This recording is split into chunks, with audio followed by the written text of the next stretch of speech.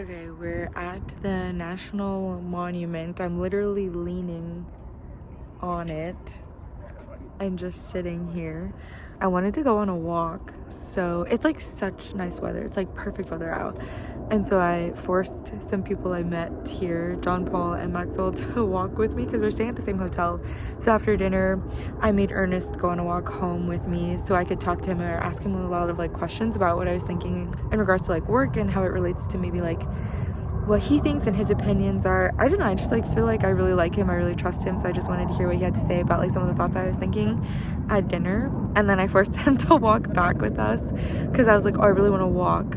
I don't want to Uber, but I also want to talk to you and ask you some questions that I was too scared to ask him at the dinner table with everyone around. So that's what we ended up doing. And yeah, John Paul and Maxwell like joined us and they were just like listening in on our conversation. I was like kind of embarrassed, but it's fine. I really like them and I can't believe I just met them. But yeah, I think it's really interesting to hear other people's perspectives on work and just like social situations at work. And for example, earlier today we were talking about like our perception of failure because this was one of the discussions we had as a group of instructors for Tech Exchange, and I joined in on the conversation and I was like, yeah, I feel like work and a lot of my personal experiences at work has really made me scared to fail because this whole blameless culture exists. Yeah, I feel like I was really like punished or reprimanded for a lot of the mistakes that I made.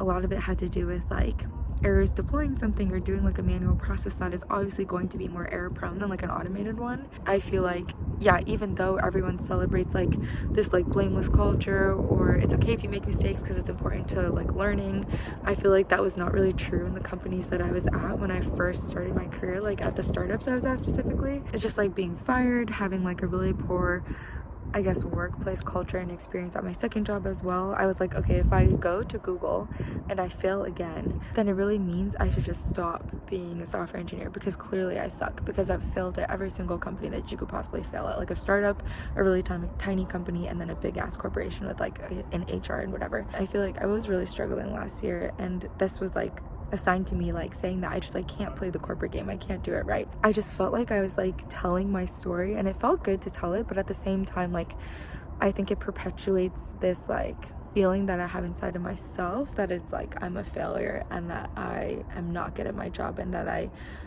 have nothing but like, yeah, failures. Like I have no accomplishments, and that's not true, but I think it's just something that I really focus on. I tell that story way too much, but I stopped telling it because obviously I don't want people to perceive me poorly, but I think enough time has come and gone by and I think I've accomplished enough such that I feel like it's okay to bring those things up now. But yeah, I was just like saying all these things and their perception of failure is totally different because they were more scared to fail at school, whereas like at work it's like it seems like there's more at risk and there's not maybe an immediate like sense of failure because it's not like you get your score back and it's like bad. Like it's like I see the failure in maybe how others respond to like my poor work performance or poor decisions or whatever, and I hate knowing that I let people down. So to me it's like failing at work is much worse, which I know is like totally different of an experience than the other people I was discussing with had. But they were saying that maybe I just had like unlucky managers where like if I fucked up, the right or appropriate reaction should have been maybe like, oh, it's okay to mess up. It's your first time doing it. It's like, fine, like this is how you're learning. They were telling me stories about how they messed up and their manager was totally like, it's okay. Like this happens all the time. Don't worry about it. We'll just like revert it and fix it or whatever. And it's just so different than how I like feel or than how I experienced because I got fired. And then my second job, I also was like put on PIP or just not doing so well, and even this past like review cycle I was also like not doing so well. It's just clearly I like don't know how to play the game. So at dinner, how this all relates is I was just like feeling I was like being myself, my true genuine self, and I feel like I can't remember the last time I felt this way after the pandemic, especially because our team doesn't do a lot of like team outings or like offsites. We don't really go out to eat to dinner a lot, and I feel like I genuinely have excelled at work because everything has been remote and there's just like less opportunity to do that. So I was just thinking like, oh shit, I'm like reverting back to my old self and like not realizing that I need to put on a work Jessica at work instead of just being like myself at work, which I hate and I don't want to feel that way, and I just don't want to make the same mistake again, especially with this team, because I care a lot about this team and the work that I'm doing, and I just really don't want to do a poor job.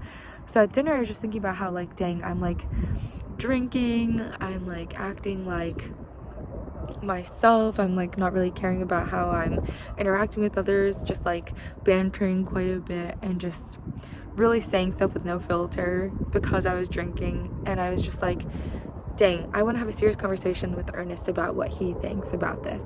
So on our walk home, I asked him two things.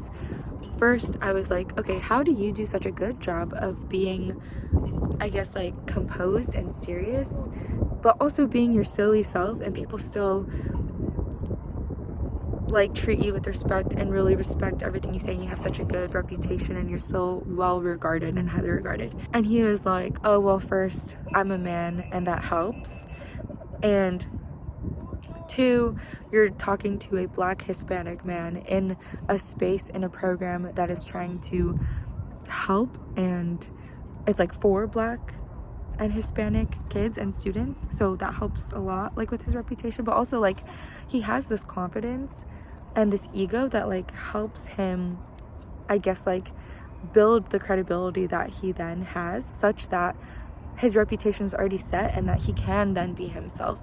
And I was telling him about how like I just have a lack of confidence in every aspect of my life, and he was saying that like I just need to like figure that out, and I need to figure out how I can develop more confidence in myself. And then something that helped him was that he saw all these people doing really extraordinary, like impressive things, the same way that I see Ernest, like him being just like an extraordinary person that's accomplished so much, and he's so young, he's younger than me. And he was just saying that, yeah, like he's seen other people that are also very accomplished, highly regarded, and then he pulls back the curtains and he's like, these people don't know shit. So if they can raise $1 million for their nonprofit or whatever they're working on, then he can too. And it's like that whole concept of like, don't meet your heroes, like everything goes to shit once you like know the details of it.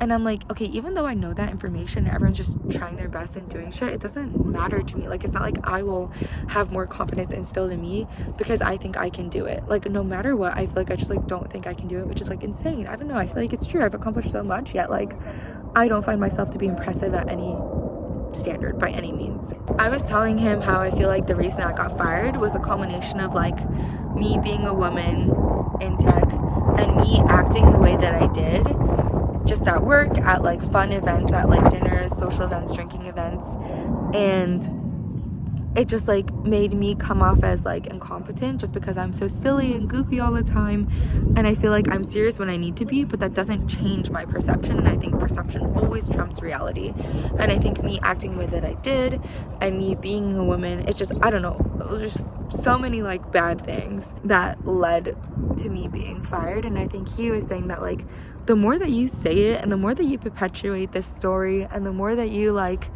mention you don't know what you're doing, the more I'm gonna perceive that you're not gonna know what you're doing. And it's a matter of like reframing what you're saying and what you're telling other people and being more cautious of it.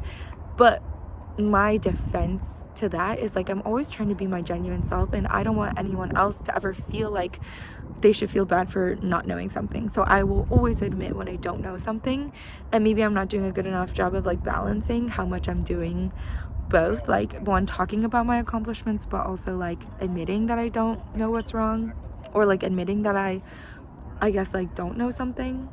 I feel like with people I look up to and my managers, I'm always maybe too much focused on like what I'm doing wrong and my failures, because I'm always on the mindset of I want to get better and I want to know what people think, especially when they're like at a higher level than me or they're someone that I respect. But I think I need to like be more consciously active and aware of the fact that I'm doing that, because all that's doing is painting a negative picture of me in their brains, because I'm never talking about my successes and my accomplishments.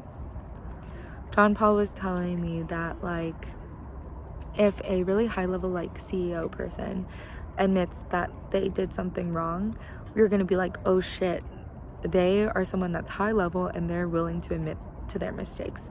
And that's like more significant than if someone who's always like being clumsy and making mistakes is like, oh shit, my bad, like I made a mistake. Like that's not gonna mean anything or have any weight. And so it's kind of like the more that I say that I'm a failure and that I got fired and that I've had all these failures, the more it's like perpetuating that image. And so then when I later on admit that I have had faults or like made mistakes, it's not a good look, if that makes sense.